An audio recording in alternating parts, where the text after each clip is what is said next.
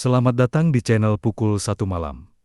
Kali ini kita akan menceritakan kisah yang bersumber dari Aroba Bujang Bangket yang berjudul 3 Gadis di Kosan Berhantu. Atau sebelum itu, jangan lupa like, komen, dan subscribe channel ini.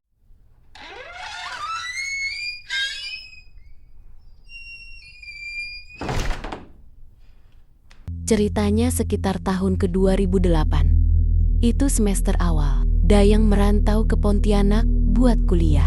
Dayang gak punya keluarga di Pontianak. Jadi dia berangkat sendiri dan cari rumah kosan di Pontianak. Nah, Dayang ini merasa gak nyaman kalau tinggal di kosan yang ramai. Apalagi dia agak introvert. Jadi dia nyarinya kosan rumahan yang kamarnya disewain. Karena waktu itu internet belum semudah. Sekarang aksesnya jadi Dayang sama bapaknya yang nganterin keliling sekitaran kampus buat nyari kosan yang sesuai, yang harga cocok, kenyamanannya juga cocok. Maklum, keluarganya nggak berada-berada amat. Setelah keliling Dayang dan bapaknya, nggak juga nemu kosan yang cocok. Kita coba cari satu lagi. Kalau nggak cocok baru besok kita cari lagi, kata bapak Dayang. Mereka berjalan ke tempat yang jauhan dikit lagi. Mereka menemukan sebuah rumah dengan tulisan "Terima Kos Putri". "Assalamualaikum," seru bapak Dayang. Seorang ibu tua keluar rumah, berjalan tertatih-tatih. "Waalaikumsalam," kata ibu itu. "Cari kosan?" tanya ibu itu. "Iya, untuk anak saya," jawab bapak Dayang. Dayang dan bapaknya diajak masuk. Di sini cuma ada 3 kamar saja. 2 sudah terisi. "Kalau mau, ada 1 kamar yang kosong," kata ibu itu sambil menunjukkan kamar yang dimaksud. Kamar itu tampak bersih. Ada jendela yang cukup besar di sana. Rumah itu sederhana saja. Tipikal rumah tua yang dibangun tahun 80-an. Dindingnya dari semen, tak berbata. Tiang-tiangnya berwarna hijau dari kayu. Atapnya juga dari kayu. Halamannya cukup luas. Ada bunga kertas, juga bunga-bunga kecil yang tak Dayang tahu namanya. Dulu ini kamar-kamar anak saya, perempuan semua. Tapi sekarang sudah tak di sini. Jadi saya sewakan saja, kata ibu itu pada bapak Dayang. Dayang suka rumah itu. Bapak Dayang juga cocok dengan harga sewanya. Deal, Dayang akan tinggal di sana. Nah, bapak Dayang langsung bayar untuk setahun, karena kalau sewa setahun ada potongan. Tidak apa-apa bayar sekalian, walau harus berjalan sedikit jauh. Dayang senang bisa mendapat kosan yang sesuai dengan keinginannya. Dayang baru mulai tinggal di kosan itu besok harinya. Malam itu ia menginap di penginapan bersama bapaknya. Dayang tak tahu itu adalah awal hari-hari buruknya. Besoknya Dayang masuk ke kosan. Dayang disambut ibu pemilik rumah. "Bu Sum," begitu dia dipanggil. Saat Dayang datang, ia dikenalkan dengan Putri. "Ini Putri, dia di kamar yang belakang," kata Bu Sum. Putri sedang makan siang di ruang makan saat Dayang datang. Jadi, di rumah itu, semua penghuni rumah dapat berinteraksi. Bebas, seperti rumah sendiri. Mereka bebas menggunakan semua fasilitas di rumah itu. Mulai dari dapur hingga televisi yang disaksikan bersama di ruang tamu. Putri baru 2 bulan tinggal di situ. Sejak anak-anaknya tidak lagi tinggal bersamanya. Bu Sum menganggap anak-anak kos di situ seperti anaknya sendiri. Ia tak perhitungan soal makanan. Ia selalu memasak untuk dimakan bersama anak-anak kos. Penghuni kamar paling depan adalah Hana. Dayang baru melihatnya saat malam hari ketika ia ikut menonton TV di ruang depan. Hana tak menyapa siapapun di rumah itu. Ia langsung masuk ke kamarnya. "Siapa? Siapa?" tanya Dayang.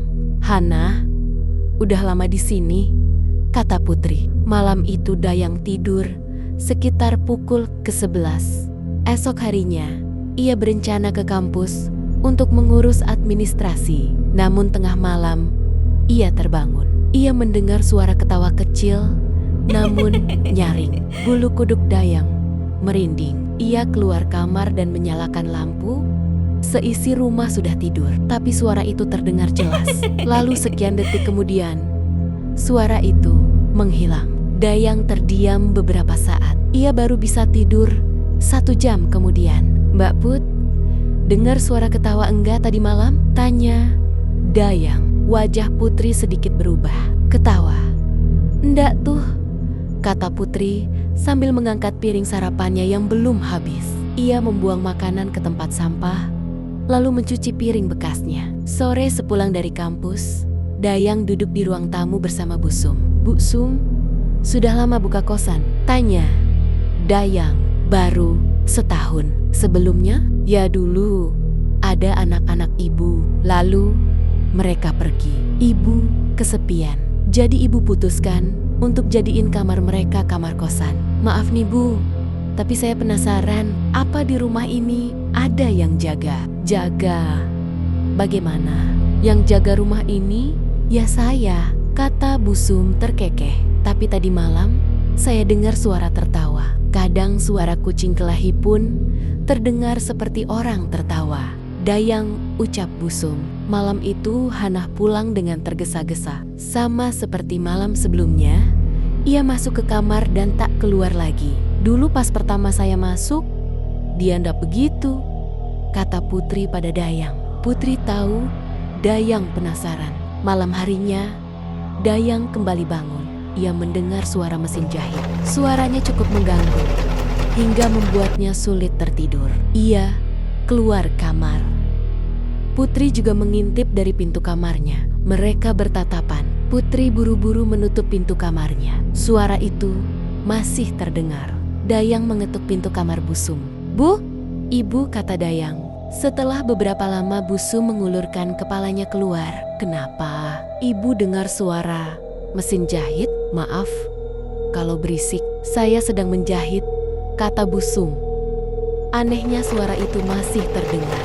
Logikanya, kalau Bu Sum yang jahit, harusnya pas Bu Sum keluar, suara mesin berhenti. Dayang baru menyadari besok harinya keanehan itu. Maklum, pas malam pikirannya lagi antara sadar dan enggak. Oh ya, Hana itu kerja di sebuah laundry. Kalau Putri itu kerjaannya ganti-ganti. Gak betahan anaknya, kalau kerja ada aja ngeluhnya. Malam ketiga dan malam seterusnya, Dayang tidak mengalami pengalaman aneh. Cuma dia mimpi aneh. Jadi Dayang kayak ada di ruang kosong putih gitu. Ada sesosok pria. Dayang gak ingat wajahnya. Cuma sosok itu bilang ke Dayang, "Kamu harus pergi, Dayang." Setelah malam itu, Dayang merasakan aura rumah itu bener-bener gak nyaman. Setiap pulang kuliah, Dayang selalu was-was sepanjang jalan pulang. Pokoknya kayak gak pengen pulang gitu rasanya. Sebulan tinggal di sana, Dayang bener-bener gak nyaman. Ia gak pernah ngobrol dengan Hana. Ia juga gak pernah ngobrol dengan Putri lagi. Hanya Bu Sum yang kadang menemani Dayang di ruang depan. Itu juga tak banyak bicara. Suatu hari, Dayang baru pulang dari kampus. Ketika ia mulai dekat dengan rumah, ia dicegat Hana. "Dayang, kita perlu ngobrol. Kalau begitu, ayo jalan bareng ke rumah. Jangan di rumah. Ikut aku," kata Hana.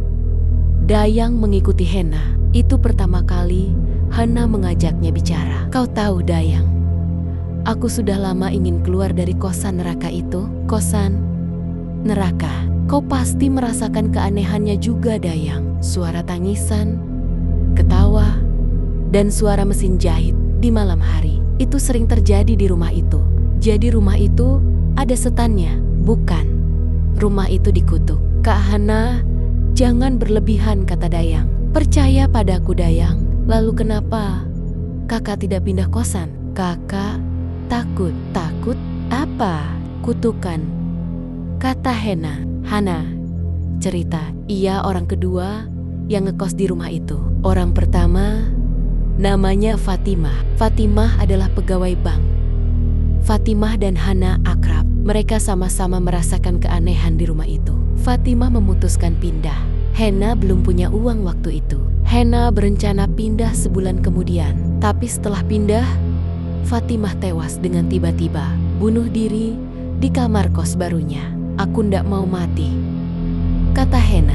Jadi, kita harus apa? Waspada saja, kata Hena. Hana menasihati agar Dayang tak banyak berhubungan dengan Busum dan menghindari makan makanan yang diberikan. Busum jaga-jaga takut makanannya ada apa-apanya. Suatu malam Dayang mendengar orang menangis. Kali ini Dayang tak berani keluar, tapi tangis itu semakin kencang. Dayang memutuskan keluar. Asap mengepul dari kamar Busum. Aroma dupa menyebar. Putri keluar dari kamar Busum. Ada apa? Tanya Dayang. Sudah, masuklah, kata Putri. Dayang kembali masuk ke kamarnya.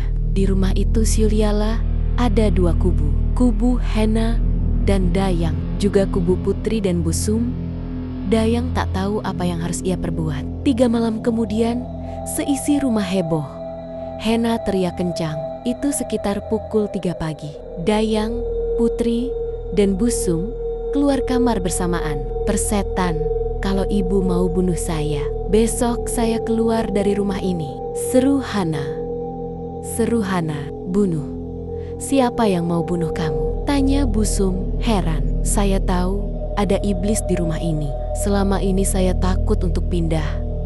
Tapi sekarang saya menyerah. Saya tidak peduli kalau saya harus mati, kata Hena. Ngomong apa? Kamu Hena? Busum tampak kaget. Putri membawa gelas berisi air. Minum dulu Kak Hena. Tenangin Kak Hana dulu, kata Putri. Halah, kamu sudah bersekutu sama Ibu Sum. Kamu beri apa minuman saya ini? Astagfirullah. Hana, ngomong apa kamu? Busum tampak emosi. Sudah Kak, ayo duduk dulu, kata Dayang. Jadi, ini yang dialami Hana. Kalau cuma suara-suara, bukan hal yang baru untuk Hena. Tapi gangguan yang ia alami malam ini berbeda. Malam itu, Hena tak dapat tidur. Sejak membaringkan badan, ia merasa sangat gelisah. Setiap ia berusaha tidur, ia merasa ada sesuatu yang memperhatikannya. Apalagi di langit-langit kamarnya ada triplek yang jebol, membuat lubang segi 4 itu terlihat semakin menyeramkan. Pukul 12 malam, Hana mendengar tawa dari lubang itu. Ia melihat sepasang mata mengawasinya. Lalu dari lenggit-lenggit, kamarnya menetes sesuatu. Warnanya merah, seperti tetesan darah. Tapi anehnya, tak ada genangan darah di lantai. Yang bisa Hena lakukan hanyalah melawan ketakutan. Ia percaya Busum dalang dari semua ini. Ia tak mungkin mengadu ke Busum. Maka Hena merapatkan selimut dan berharap ia bisa tidur. Tapi ia tak juga tidur. Ia seperti mendengar suara bisikan di telinganya. Tak jelas, tak dimengerti. Hana sempat tertidur sebentar. Namun ia tiba-tiba terbangun, merasakan tubuhnya terasa berat. Ketika ia membuka mata, di depannya tampak makhluk paling mengerikan yang pernah ia lihat. Rambutnya mengembang, mukanya gelap, matanya merah, lidahnya menjuntai. Sekian detik, Hana merasakan makhluk itu menekan badannya. Hana berusaha merafal doa yang ia bisa. Ia menutup mata, tapi saat dibuka, makhluk itu masih di sana. Ia meraung, berusaha melawan. Lalu saat meraung, makhluk itu hilang begitu saja. Hana berlari keluar. Malam itu, Hana terbuka soal praduganya kepada Busum. Busum mendengar dengan saksama. Meninggalnya Fatimah tidak ada urusan dengan saya, kata Busum. Tapi soal rumah ini, sepertinya saya perlu bercerita. Jadi rumah itu diwariskan mendiang suaminya kepada Busum. Busum adalah istri keduanya. Jarak usia mereka cukup jauh. Dari istri sebelumnya yang sudah meninggal, dia punya 3 anak, perempuan semua. Busum memberlakukan anak-anak itu dengan baik. Tapi saat suaminya meninggal, ketiga anak itu tidak terima rumah itu diwariskan ke Busum. Busum tak punya keluarga. Ia yatim piatu sejak kecil. Rumah itu satu-duanya tempat ia tinggal. Tapi ketiga anaknya yang sudah berkeluarga bersikeras rumah itu mau dijual saja. Nah, ketiga anak itu gak mau menghidupi Busum. Sedangkan Busum sudah tak dapat bekerja. Makanya ia buka kosan. Tapi ternyata ada anaknya yang kirim sesuatu ke rumahnya. Gangguannya bukan fisik, tapi mental. Busum mendengar semua gangguan itu. Tapi ia gak mau kehilangan penyewa. Ia pura-pura gak tahu. Kalaupun ia kasih tahu ke anak kosan, pasti pada pindah semua. Busum gak tahu cara menyambung hidup. Intinya, gangguan itu dikirim biar rumah itu dikosongin dan bisa dijual. Busum gak mau nyerah. Rumah itu haknya, peninggalan suaminya yang ia sayang. Saya mencintai rumah ini seperti saya mencintai suami saya dan anak-anak saya, kata Busum. Mereka merendahkan saya karena saya hanya ibu tiri. Tapi kasih sayang saya pada mereka seperti menyayangi anak sendiri, kata Busum lagi. Hana, Putri, dan Dayang menyimak cerita Busum. Putri sudah tahu cerita ini duluan, jadi dia tak kaget. Ibu gak usaha buat ngelawan kiriman itu, Bu? Tanya Dayang. Sudah, saya sudah cari orang pintar, tapi serangannya terlalu kuat dan semakin menjadi-jadi, kata Busum. Lalu apa yang mau ibu lakukan? Saya menyerah. Biarlah rumah ini dijual. Saya mau ikut Putri ke kampung. Jadi asap dupa waktu itu adalah upaya Busum dan Putri melawan sesuai saran orang pintar. Tapi gagal dan merela berdua sudah sering diskusi. Busum akhirnya sepakat buat ikut ke kampung Putri. Putri capek di kota, mau bertani. 3 bulan mereka masih mendiami rumah itu. Dayan cerita semua hal yang terjadi ke bapaknya. Bapaknya bilang sebenarnya bisa dilawan, tapi akan percuma. Kalau nanti juga dikirim santet lagi, mereka masih menghadapi gangguan. Tapi sudah lebih siap. Semua gangguan mereka acuhkan. Hena yang gak kuat pindah duluan. Bapak Dayang gak minta kembali uangnya. Dia ngerti keadaannya. Dayang menemukan kosan baru dan rumah itu benar-benar ditinggalkan. Jadi secara kejadian memang tak terlalu menyeramkan, tapi cukup mengganggu mental. Karena sebenarnya penghuni rumah itu sering dibuat ketempelan setan. Setahun setelah kosong, rumah itu dirobohkan dan dijadikan ruko. Sepertinya benar sudah berpindah tangan. Tapi anehnya, setiap melewati ruko itu, Dayang masih sering merinding. Begitulah cerita Dayang ke saya. Cerita yang sederhana, tapi cukup membuat saya ngeri, membayangkan serakahnya manusia atas harta. Dilakukan apa saja, walau harus berlaku licik pada orang tua.